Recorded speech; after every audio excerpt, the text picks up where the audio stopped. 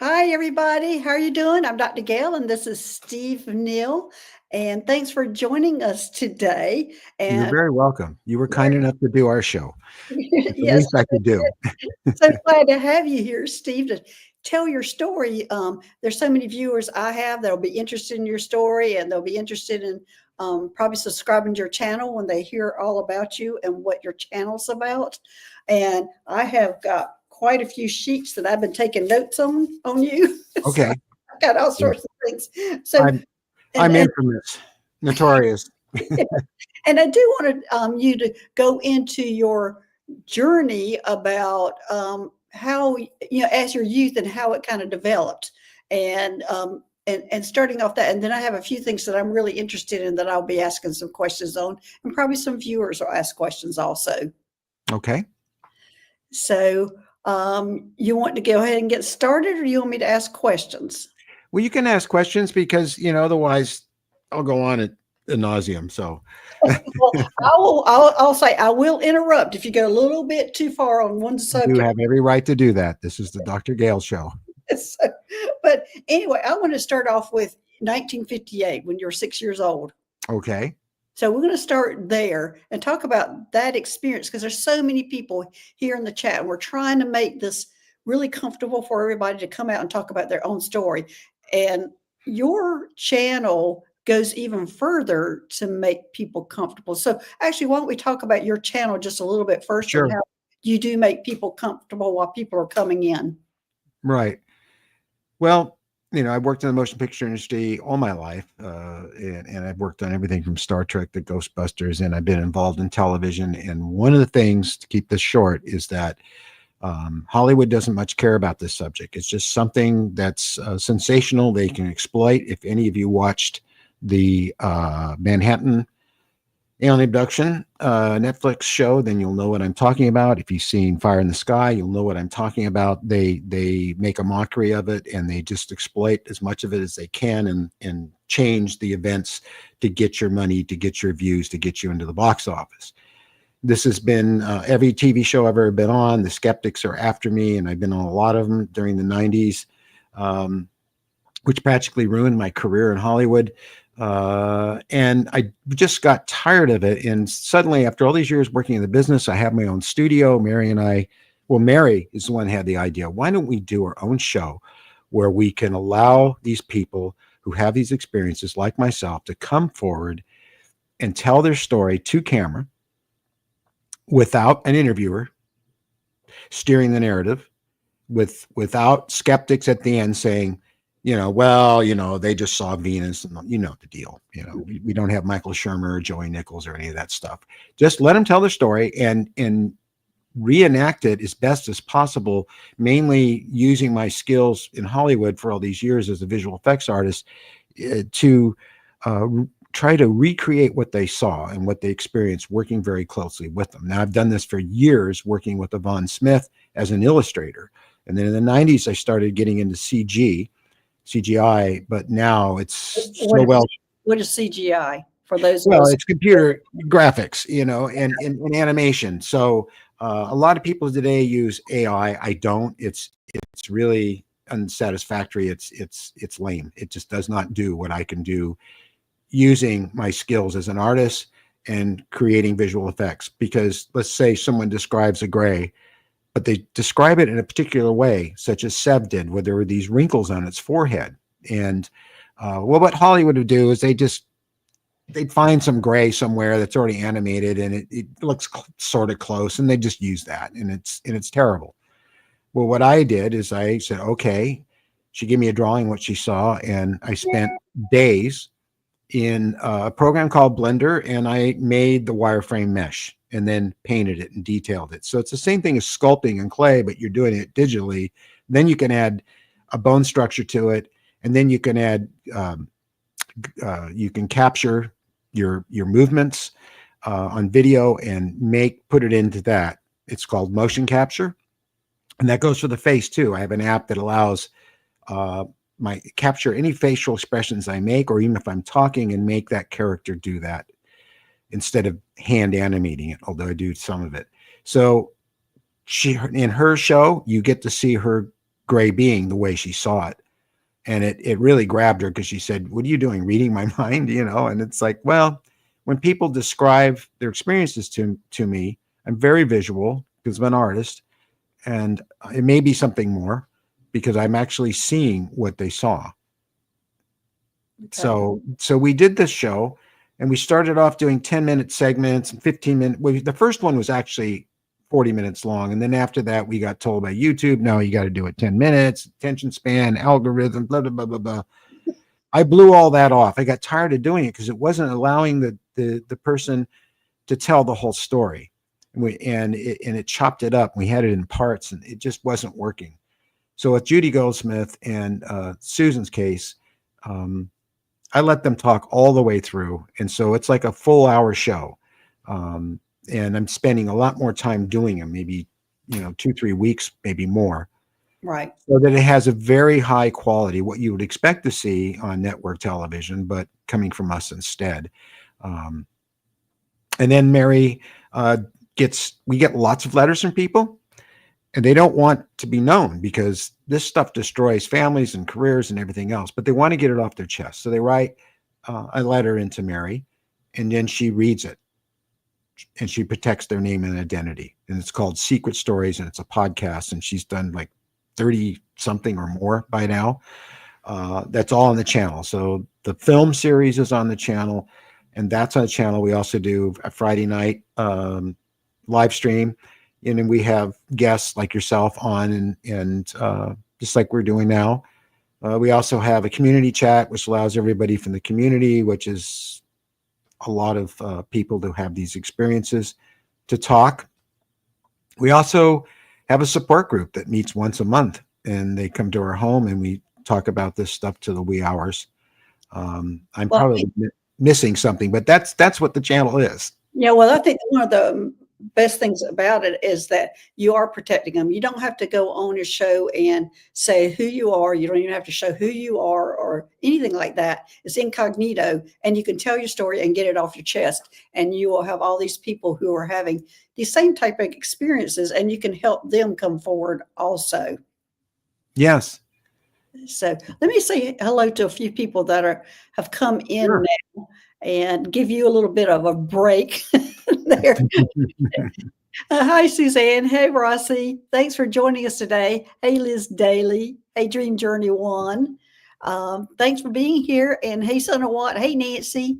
Hey, Emmy J. Hey, Debbie, Three Shifting Veils. Thanks for joining us today. Rossi. Hey, Karen. Hey, Viviani. Thanks, everybody, for being here for this really important conversation that we're having. Hey, Rossi. Hey, RLC. Thanks for joining us today. This is an important conversation because these people, along with me, we came up through the times that it was hush hush to talk about any of this stuff. So, and it didn't affect us like it affected you. I would like for you to go into the details, more details on how it actually affected your career, your home life, and everything. We were just hushed up, by our families, just don't talk about it. But you were actually working in it, and it affected every aspect of your life. So I would like for you to go into a little bit about how that affected you. Sure. I did want to answer Karen here that I can't confirm that we were the first wave in the 50s, but it certainly seems like that. And I remember very well my first day in school and just sitting, looking around at the kids in the classroom and just knowing that this wasn't the life that I once had, that this was something else, and that I wasn't, I didn't fit in somehow. But we'll go into that later. Well, for me, it started in 1958, which you brought up. And it actually started later on. I realized it had started sooner than that, but I was 6 years old, and I woke up in the night, and I lived on 47th Avenue by San Francisco, in San Francisco, not by San Francisco, but by the Cliff House, by the beach. We're very close to the beach. It was very, the city, it was loud, and so I woke up to a vacuum of silence, so much so that I doubted I could breathe. And there were these lights coming in my window, and they were searching all around the floor and around the walls and stuff. And I was very curious, and I got out of bed very carefully and remained hidden in the shadows and peered over the edge of the windowsill And that's when the light centered on me. To make the story short, I just got a little unnerved, and I looked for some place to hide, and I hid under my desk. And the lights somehow got in the room, and they found me under the desk. And that's when I saw this figure. And the next thing I knew, I woke up on the floor of my parents' bedroom on their little rug in front of the bed. That led to I was quiet about it. I didn't talk about it. It's something in me told me I wasn't supposed to talk about it. Or I agreed not to talk about it. So I didn't. But I was very, very curious. And I constantly watched the skies, and I constantly saw things I couldn't explain all through my life. And up until the point of around, it was 1987. My wife brought home the book Communion for me because she knew I was interested in UFOs. My late wife, she's passed since then. And I read that book, and I said, oh boy, we got a problem.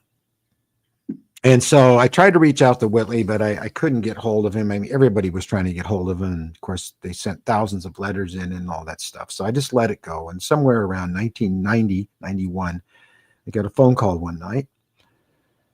And hi, is this Steve? This is Whitley Strieber. He hates it when I imitate him. Really? Says, you bastard. You can fool people. I don't know about that. But I didn't think it was him. And I made a joke and said, okay, who is this? And this is Whitley Strieber. So it went from there, and we became lifelong friends. I was friends with UFO Magazine, Don Ecker and Vicky. And they introduced me to Yvonne. And I decided to go for hypnosis to find out what happened back in 1958. And that led to a number of hypnosis sessions that were based on things I could consciously remember mostly, that I didn't connect the dots to, where I saw a UFO over the Nike base where we lived below it back in the 60s. And, but as it turned out, something happened that night. And I was pretty sure it did. But I didn't understand that there was a connection between the weird people I was seeing in my life and at night and the craft until I read Communion. And so Whitley and I became friends. Vaughn and I became friends. We started doing a lot of television together. And I came forward and I talked about my experiences. And as a result, my late wife was very unhappy. My family was unhappy. My friends were unhappy. They all thought I'd lost my mind. They thought I had a midlife crisis. I needed help. You know the drill. And then my own family started seeing things with me, craft in the sky, strange things in the house, which made it worse because at this point, I think they believed that somehow I was affecting their consciousness and they were starting to see things that weren't really there. Yeah, they were scared. Yeah, they tried to explain it away. That is until other things started to happen, like people hiding in the bushes, taking their picture and running into a black car and tearing off, helicopters buzzing the house, buzzing my wife on the way home. They were black, not all of them. All the stuff that you hear about, it was an X-Files for me. We were constantly hounded, stalked. I was sent letters by NSA and CIA saying I had agreed not to talk about this, which is kind of spooky when you think about it. Because I didn't really understand what they meant. But going back to the original conversation, I had agreed basically not to talk about this when it all started back in the 50s. So let me ask you that. Yeah. Was everybody else that was in doing the same things that you were doing at that time? Because there were a few. Were they being harassed like you, or did they just individualize you? Yeah, some were. And Whitley certainly was. And I mean, there just isn't enough time to go into it all, which is right. Well, why I made a film about it, and a pretty much full-length movie called "But Something Is There," which is on the website. But even that wasn't enough time to go into all the detail. I mean, I had people coming to my door, pushing their way in, and sedating me and doing things to me. It just went on and on. It was amazing. But the thing with the straw that broke the camel's back was one day I work for all kinds of motion picture studios doing visual effects and creatures and makeup effects. I did Mr. Spock's ears as an example, and some of the beings and ghosts and Ghostbusters as an example of the many of these types of projects I did. And so the studio calls me. I know the woman there, the producer, and she says, Steve, I'm thinking she's going to talk to me about shooting tomorrow and coming down and all this kind of thing. And no, that's not what she called me about. She called me. She was distressed. Two men in suits came in and told them that I was in trouble with the law, that I was in federal trouble. I was a criminal, and it wasn't in their best interest to keep working with me. And they terminated the contract right then and there. And we didn't know how many of the times that had happened. But when my late wife found that out, she freaked out. She says, either I'm going or that's going. And so, I think I would have been with her. Yeah, well, in 1999, Yeah. I left the UFO community. I put out a letter that Jeff Rentz helped me write back then, and I think it's still on the internet somewhere. But and I left, and that was it. I stayed in touch, sort of secretly, with Roger Lear, my close friend Roger Lear. I stayed in touch with Yvonne. I stayed in touch with Whitley, of course, because we're friends. I mean, we spent a lot of time together with this crazy stuff and just being friends. Yeah. It wasn't always about this, So, yeah. So, then just to move ahead a bit, and this is the short story, of course. My late wife passed in 2013 from breast cancer. So I was free to talk about it again. And I started to. And then when I met Mary, she was very comfortable with it, didn't have any problem with it whatsoever. So how did you meet her, or find somebody who didn't have any problems with that? Well, it's kind of odd, but weird. I have this friend who's, I won't say his name, that he's the son of a very famous film director, someone who also is a good friend of mine. And, he said, what are you going to do? This was like 3 months after she passed. I'm sitting all alone in that old dingy house in Northridge. I was working. Amazingly enough, I was getting all kinds of work, doing miniature work. And I said, I don't know. And he says, you thought about going to a dating site? And I said, well, that's crazy, And he said, no, not to get like a girlfriend, but to have a friend, someone that's a woman you can talk to.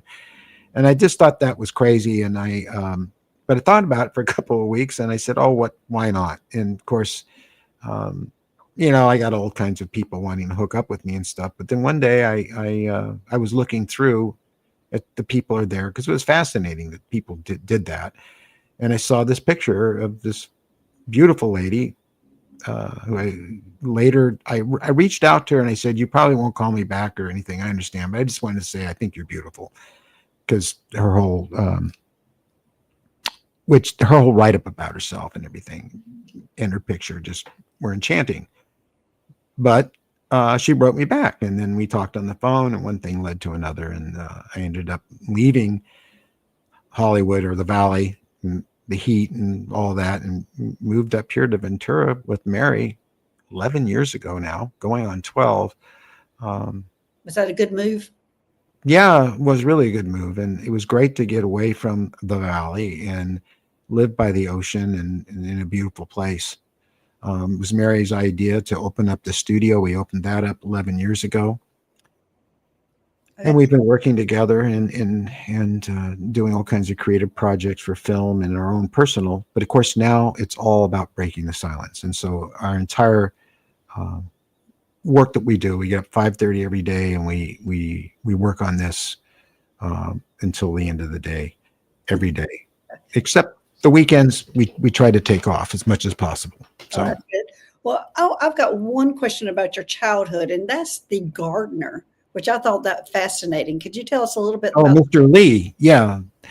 Well, there used to be this. I think he was Chinese. He was a gardener, wore a straw hat, and it was real large brim on. I remember him so clearly, and coming through the gate and coming in, and he was great to talk to, because he was very intellectual, and he was a gardener, but he knew all these things about nature and astronomy and things, and so we would talk and talk and talk. he kind of looked like Yoda. Especially if we're, when the light would come through the tall plants there in the backyard and it would cast a green on him, and I remember that. And so I don't know whatever happened to him, but I remember later on when my mom and I started talking again, because we did not like each other well at all. It was a weird, that's a whole other story. But she said, we never had a gardener I in know. this movie. I just thought that was Like fascinating. we never had a gardener. And I just couldn't believe she couldn't remember, Yeah. The And funny thing about my mom is that she was keeping secrets from me too and not talking about it because it ran in the family on both sides. yeah. Did you have a regression therapy about him to find out? No. They're, Yvonne and I were trading, her professional ability to do the hypnosis and mine to do illustrations based on what her clients and participants were visualizing, and she would use those in her books and in her lectures. She, I've seen a lot of the other people that do this hypnotherapy. Mhm. And one thing I can tell you about Yvonne is that she's very by the book. She never leads you. I've seen a lot of these people who people are very happy with, but I've seen them say, do you see aliens in the room? And that's Oh, a big no-no. And they do that, and that's not good. Yvonne, never. So I'm going to take you back to 1958. You're in her bedroom. What happens next? Describe where you are. yeah. And then if you say, well, like when I said I saw the light, she says, describe the lights. And then when I saw the being, she said, describe the being. She didn't say the alien or anything like that. Just can you describe it? And so I've always felt very comfortable with her because I know she's not leading you. Right. So hopefully the things you're recovering are not imaginative and mostly the real thing. What you're remembering is not tainted in any way. Does It could be.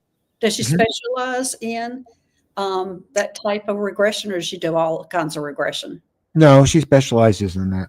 Okay. Yeah, and she's focused on one thing so she can be very, very good at it, and she has become very, very good at it and very well respected. Also, a lot of her training, a lot of her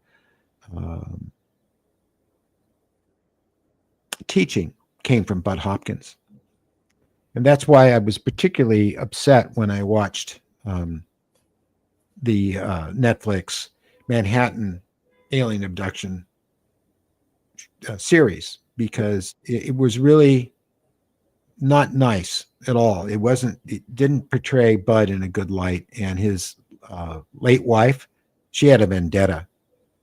I don't think she was well. Of course, towards the end, she was dying, and she shot for that, and then she passed away shortly after. So by the time the show aired, she had already been gone. But it was vile, it was mean, it was sleazy.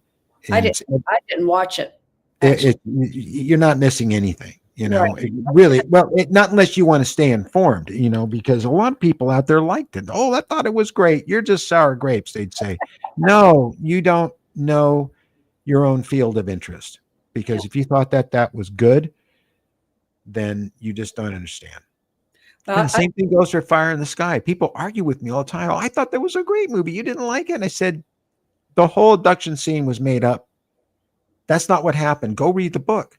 The same thing with Communion. They'll say, oh, I love Communion. Did you read Whitley's book? Well, no, I always meant to. Go read the book and then tell me that movie is good. You're not getting it. Yeah. The movie was horrible. Sorry, Whitley. But he didn't like it either. So. All right. Well, I'm curious to know what has changed from when you were having these experiences where everybody was blackballing you and you get losing money and pushed away from the community, and then now being accepted, and well, not accepted by everybody, but being okay. coming out. Hardly. Yeah. Exactly. But being okay and not having the helicopters flying around and, taking your mail and those things, what do you think has changed with the society? Well, as far as being stalked and monitored and paid attention to by those people, technology. You don't need to fly helicopters over anymore. Yeah, they can watch whenever they want, and they do. And I know from especially a former CIA agent that's come forward recently and talked on a number of shows. He talked about that, and he described that they do pay attention to everyone. Don't think that they don't, because that's how they collect information on this subject matter and see if they can find out anything new. So it's not as sinister as much as it is they're trying to see if we know something they don't, more than anything. As far as threatening, what would be the good of that? I'm 72 years old. What are they going to do? They can take away my Social Security, I suppose, but that's unlikely. I'm not hurting anyone. I'm just sharing my experience, and I'm helping people, most of all, that have these experiences to have better lives. And I get emails all the time, people thanking me that they have a community where they feel safe and protected and can talk about this stuff without judgment and the Would you stigma. Do you think, well, also, I mean, because of that, it means the numbers are growing and growing, that we are acknowledging these things are happening. Are they not worried about that, about the group getting larger and more powerful? They could be, because who knows why we're all coming together all of a sudden, and we really are. Yeah. It's kind of been called a movement, not a cult. There's a big difference between a cult and a movement. So I don't believe in cults at all, in any form, no matter, even if they have big, huge structures you can go into every Sunday. To me, it's all a cult. But Okay. you like that wordplay? No, I'm sure they're concerned. I mean, how do they know that we're not all carrying some sort of chip in our head that can be switched on and we'll turn into zombies and throw people on barbecues? I don't know. But you know how they are. They're very afraid and they're very concerned, and it's all about defense and national security, everything else. But Yeah, I see this, Jared, going, experiences know more than they tell, and that is for sure. I'm one of them. Sure. Blown up more than I'm telling. I try to tell everything I do know. And You the other thing is that right now I didn't really want to watch the hearings today, but I'm glad I did. What I came away with from it is that Mr. Gold from NASA is a sanctimonious liar. He was appalling. Oh God, you just want to slap that little Gerber baby. But okay, the whistleblowers, and I got to give them credit, the people in our government, the senators and the congressmen, it's obvious since the last time they had the hearings, they took a deeper interest in the subject, because this was reflected in their questioning. Their questioning was very intelligent and showed that they had researched this material and knew a great deal about it. And the best part of it all, almost all of them said, we know something's going on here. Mm-hmm. And they weren't listening to the little NASA Gerber baby saying, oh, no, there's nothing to this. And, and it's too bad, because if we could get that technology, we could get to the moon much cheaper. I mean, he's trying to be cute, and they're all just staring at him like this, both sides with a long look. So that was great. That made me feel better to see that, these people in Congress and in the Senate are showing their human side, and they're taking a very serious interest in this. And that's a good step. That's good progress for all of us. So. Well, here's Lindsay saying that she's thanking you for coming forward about your experiences. Oh, you're welcome, Lindsay. I've been doing this for a long time. I walk into a room with friends who are not into this, and they kind of move to the other side of the room. If I put anything on my Facebook page about this stuff, I get maybe 15 likes. But if I put a picture up of the jet I flew the other day, I get 300 likes. I mean, it's just crazy. So as long as I'm not talking about that weird stuff, they're okay with me. Okay. Well, we have a lot of work to do still. Yeah. Well, tell me about your studio. What kind of things are you doing? Is it just breaking the silence now? Is all you're Yeah. doing in the studio? Yeah, I mean, we used to have people working here. We had interns. We were making movies. We were working for movies. We were making creatures, and I was doing a lot of sculpting and making things out of rubber, and that's how we make masks and silicone and all that kind of stuff, and props and miniatures, models and stuff. But that's all kind of come to a stop. Okay. And so now we're just keeping the place going. We shoot here. We have stage space. We have our equipment to shoot film professionally, cinema cameras, and lots of editing equipment here. And so we just and I still do in the back work on my own personal hobby, which one of them is model aircraft, and I build pretty sophisticated radio controlled airplanes that I fly with a bunch of other pilots I know, Oh, wow. because most of the pilots I'm flying with are also fly full size airplanes, and it's just we're all getting older and it's very expensive to maintain. We love airplane, we love aerospace, and so now we can have jets that we could never afford. You're not in them. You can be with the headset, but most of us fly from the ground. And so I build planes back there, and I work on, I got laser cutters and printers and stuff, so I can print parts and print pilots. And eventually I'm going to print a series of beings, different types of grays, hybrids, as little busts, that on the printer that I may offer. I don't know. But I don't like sculpting in clay anymore, working with the mess and the big molds, heavy molds, and pouring rubber and stuff. Now you can sculpt in the computer and just as well as you can in clay, and then have the machine print it out for you, and you can finish it off. And so I'm going to be doing a little bit of that. But other than that, 90% of the studio is being used for breaking the silence. So Okay. Tell me about your books. You've written 2 books. I only have one book, and that is But Something Is There. And I wrote that, I think I wrote it after the film. Okay. And the title, But Something Was There, But Something Is There. I was with Whitley and Ann, and he was talking at Lee Mikowski's house. He was giving a talk there. It's this nice little house in Malibu, and they have little events like this. And he said, "Oh, please come." And I said, well, Mary and I came, and we didn't have a title for the book or for the film. And he was talking about, everyone's aliens, aliens, aliens, aliens, aliens. And he's saying, well, we don't really know that they're aliens. And we don't know what we're dealing with other than it's a non-human intelligence. But something is there. Okay. Well, Mary and I looked at each other and said, that's our title. Yeah, I was going to say, that's a good title. Yeah, so I wrote that book, which goes into a lot more detail about my experiences growing up to present day, which would be 2018. But now a lot more stuff has happened since then. Right. And I'm going to go back to like 2017, and you got a message from the spaceship that you're saying there's still hope. Don't give up.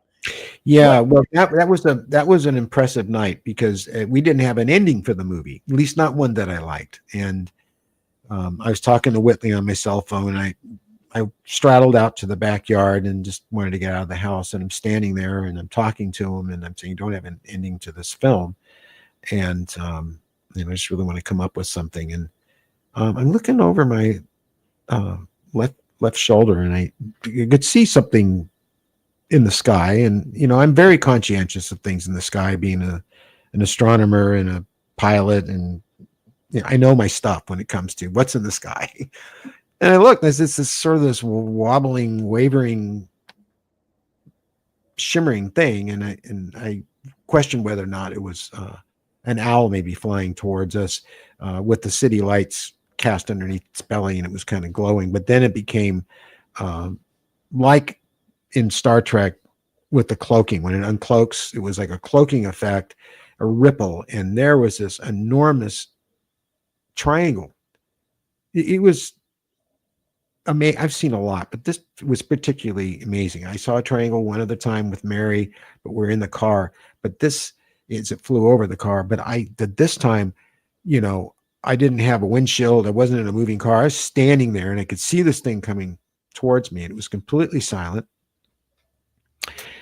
It was black, of course. I couldn't make out any detail on it, but at each point was one little light that was sort of twinkling, like flickering, like maybe it was underwater or something. So I still think there was either heat around it or something like that, giving that mirage effect. Mhm. And as it came over, I'm saying, Whitley, God, you'll never believe what I'm seeing right now. Well, what is it? And I said, it's a triangle. It's a huge one, and it's big, and it's flying right over me right now. And he just went silent. He didn't know what to say.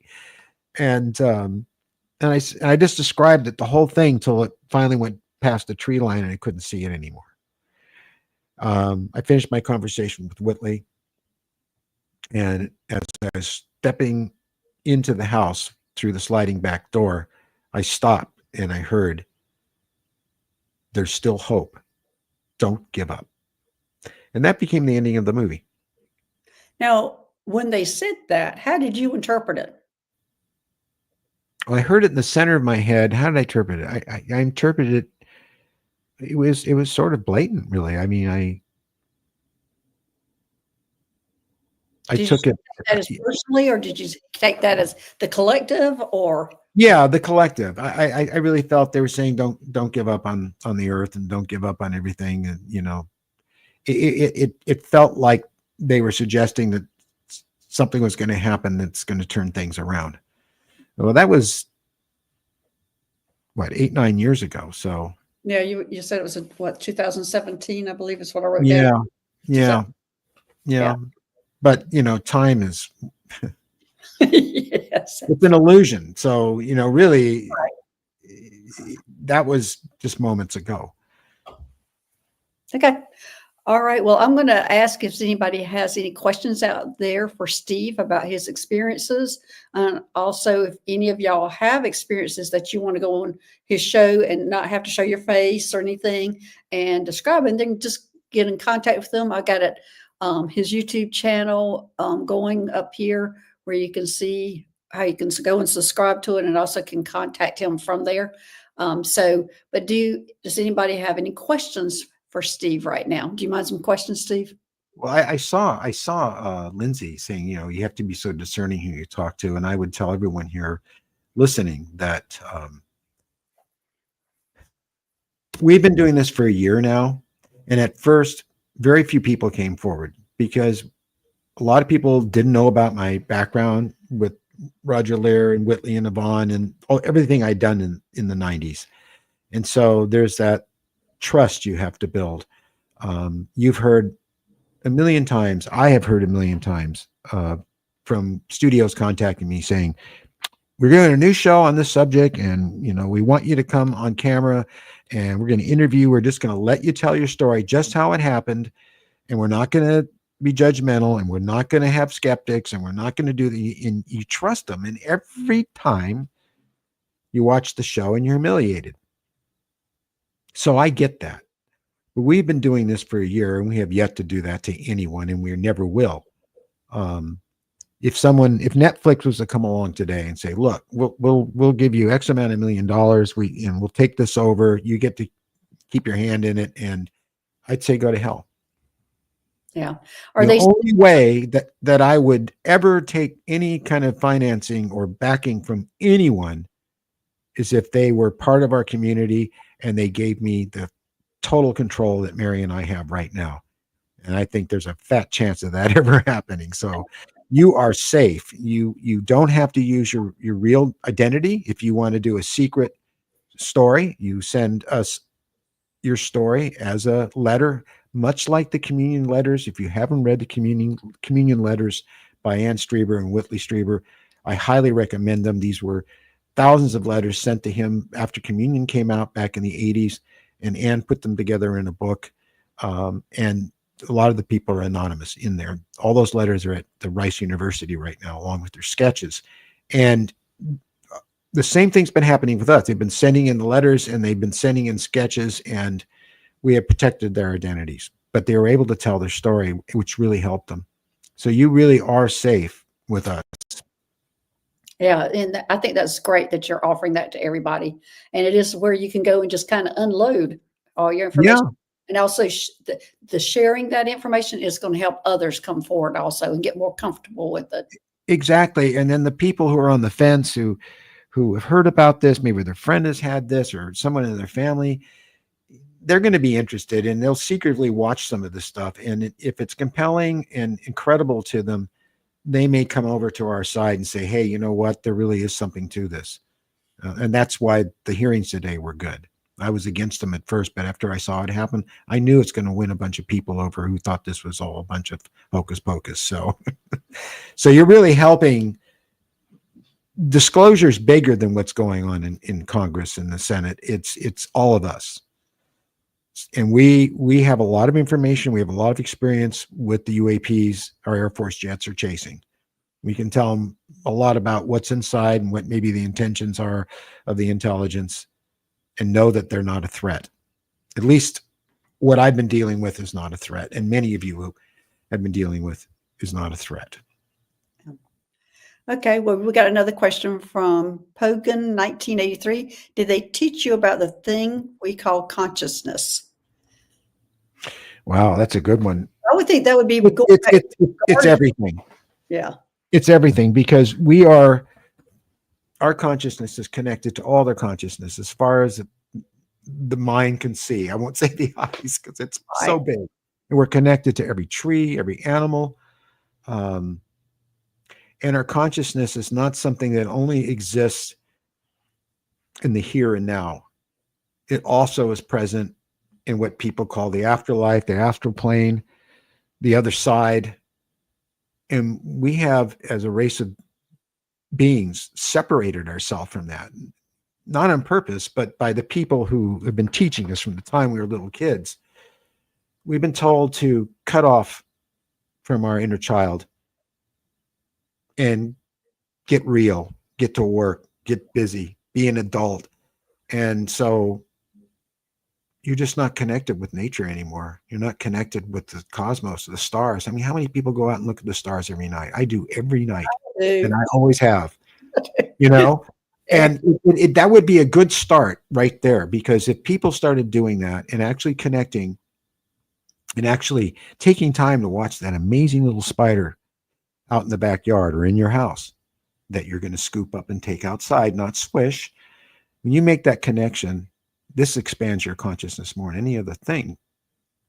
And I really think that's, for me, that's what they're trying to do, is they're trying to raise our consciousness so we reconnect with who we are and where we've been and where we're going. It's the issue, consciousness.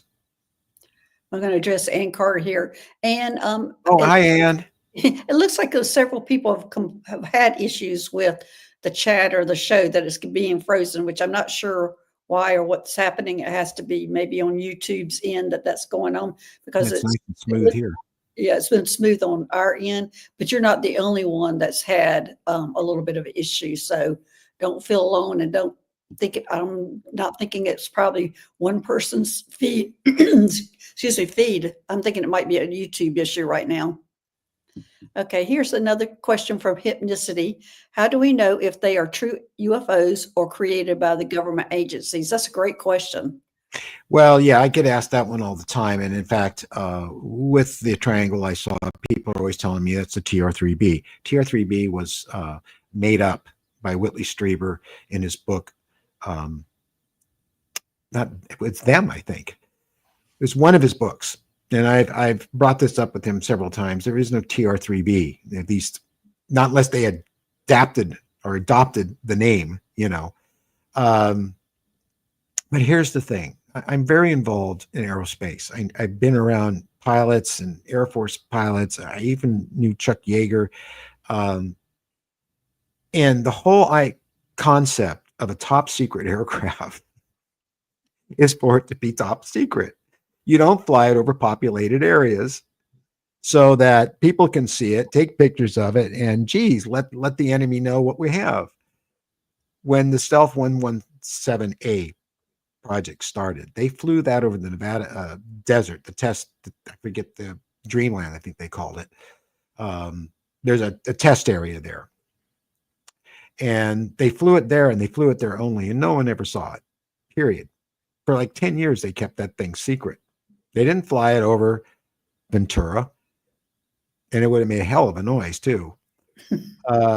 But that's not to say that they haven't back engineered stuff and have things, and maybe there's been accidents. I think the Betty Cash incident was probably that.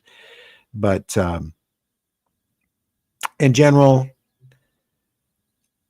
I don't know. I could be very wrong, but I think we're giving ourselves far too much credit if we think we've back engineered those things well enough to fly them. Yeah, you do hear all different stories about that. Yeah, you do. I mean, there's a lot of controversy about it, but I know my aircraft. Yeah. And when I see something, most of the stuff I've seen has been circular, saucer shaped all through my life. And I've seen 2 triangles, and I saw a platform in broad daylight that had risen up out of the ocean. Mary and I both saw it, and I think that was a triangle too, because it was edge on to us, and there was just all this ionized air around it, but I don't think it was ionized air as much as it was water, because you could see it just sort of falling away from it, like it had just come out of the ocean. And we tried to get closer to it, and we went around some trees, and when we came around the other side, it was gone that fast. There's a lot of stuff that happens out here. There's allegedly a base underwater. In fact, George Knapp talked about that on his series on Netflix, which actually is pretty good. Really? Because I remember there's a base out of Catalina Island near there. And that's the only base I saw that actually the ETs and the humans were working together. All the other bases I've seen have been one or the other, but that one was the only one I've seen that they actually worked together.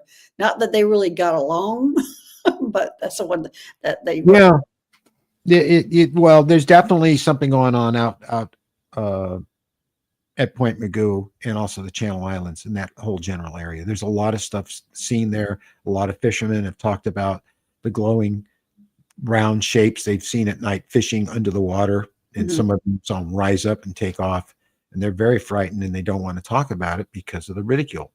Right. Well, I mean, the other thing I saw, and this is since then, people have told me there are other sightings, is I have seen the jellyfish coming out of the water and pulling their tentacles up and turning into the disc-shaped flying saucers.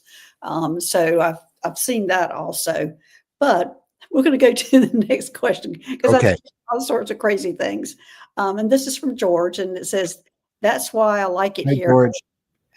I don't have to explain myself, nor do I feel judged. This is a nice, safe place to be. Very thankful for everything Steve and his peeps have done." So that was, thank you, George. Yeah, it was nice, George. Yeah. Okay. Yeah. And I see Om Versus here. Hello. He's an incredible artist, by the way. Oh, really? That's yeah. good. I mean, yeah, he paints. I saw a painting he's been working on of the Orion Nebula, and it's just beautiful. Yeah. Okay. And here's Julie. She says, "Hi, Steve. Do you talk to Stephen Greer or agree with him? Thank you." I get that question quite a lot. No, I don't agree with Dr. Greer, and I don't speak with him. So answer that question. Yeah. The only thing I can say about him is I don't have an opinion, but I'm a nurse, and I worked in the operating room, and I've worked with a lot of doctors and different personalities, and he's the type of personality that I usually stay away from. Yeah, I know. He's not one that I look at, because every time I look at him or hear him, I'm going, "Oh, that just reminds me of working with somebody like that." So, I can't watch him much, but right. Here is Jarrett. He says, "I do call them aliens. I have always called them the others." And so, yeah, I mean, this is just a human thing about what you call them. Do you call them ETs? Do you call them aliens? What do you call them? That is not there. I mean, even the Palladians really are not called Palladians. They call themselves Nordics. So this is a human thing. So it's not that we're offending them by calling them aliens. That's just a human thing. We're offending each other because we don't like the terminology we're using. So you have anything to say on that one, Steve? I just call them the visitors. Visitors. That's good. Whitley coined that years ago, and I just sort of kept stuck with it. So Yeah. I think it works well. So because we really don't know, I don't even think it matters. It doesn't We matter. have this communion with this consciousness that is in my case and in Whitley's and in a lot of us that I know, um, we're very connected to at a very deep level, much more so than I think people really understand. And what they're trying to do is so important that it doesn't really matter to me, where they're from. It doesn't matter to me about the technology. It matters to me about the consciousness, about the connection with everything in this universe, nature, and everything that lives that we're connected to. I mean, everything is connected. Science is definitely proven that. But in connecting with it, I think it would really heal this world, and I think that's really kind of what's going on here. Okay. Thanks, George, for donating. You see that, George? Yeah, thank you, George. I know George. All right. Well, I don't see any more questions right now here, Steve.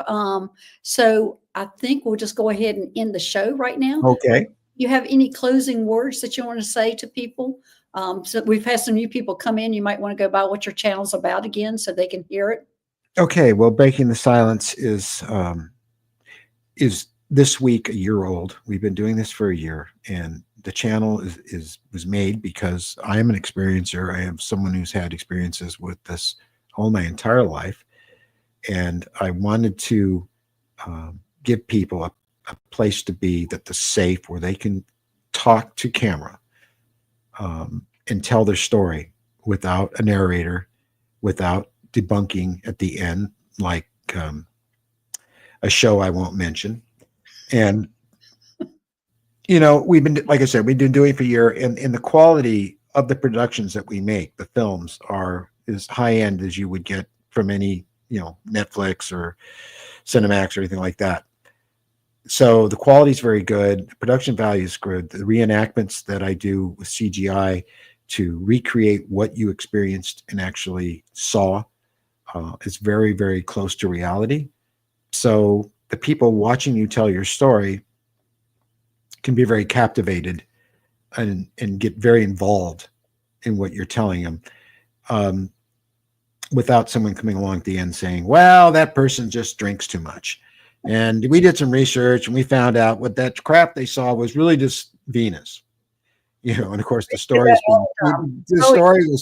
was told by an astronomer who had the experience, and like he doesn't know what Venus is. I mean, we don't do any of that. So you're very, very safe. And of course, if you don't want to use your name, you can send Mary a letter with your story in it, and she will read it on her Secret Stories podcast, which has become very popular, and it's on our site. Okay. Well, thanks, Steve, for being here. I appreciate Thank you, Dr. Gail. And everybody, thanks for coming and joining us. Moderators, for making this a safe place for us to talk. And did you have something else you wanted to say? Yeah, we couldn't go to Dr. Gail and film her with our cameras, so she sat in front of her camera and recorded herself telling her story, sent it to us, and I edited to it, and I put a score to it, and I did visuals of what she experienced, and it's on her channel if you want to watch her story, which she bravely told. That was a very, very, very, very little part of my story. Yeah, I know. Well, we'll do more. Yes, we're doing longer ones now. We have to get you out here somehow. I might be out there in April. Actually, Mount Shasta, because I was living in Mount Shasta. I lived there for 2 years. Wow. Yeah, it's beautiful up there. I used to live around those parts. Yeah, so anyway, thanks everybody. And thank you. My next show will be Saturday, and that'll be the Solaris Healing Center, and I'll be doing that with Terry. When's your next show, Steve? This Friday night, and it's at 4 p.m. Pacific Standard Time, and this time it's a community chat, and this is where we allow people in our community to come on camera and it's kind of an online support group that everybody can watch. It's public, so and it is being recorded and be watched at another time. So, But if they want to come on and talk, they can block out their face. yeah, they could. They can even change their name. So, but but normally on Friday night we have a guest. We had Mike Cleland on last Friday. It was an incredible show. He's the guy that wrote the books about the connection between this subject matter and the owls. Oh, okay. And it was really a good one, and you can actually see that one, and all of them are recorded, and they're all archived on the channel. Okay. All right, everybody. We will see Okay. y'all later, and thanks again. And thanks again, Steve. You betcha. All right. Bye-bye, everybody. Bye-bye.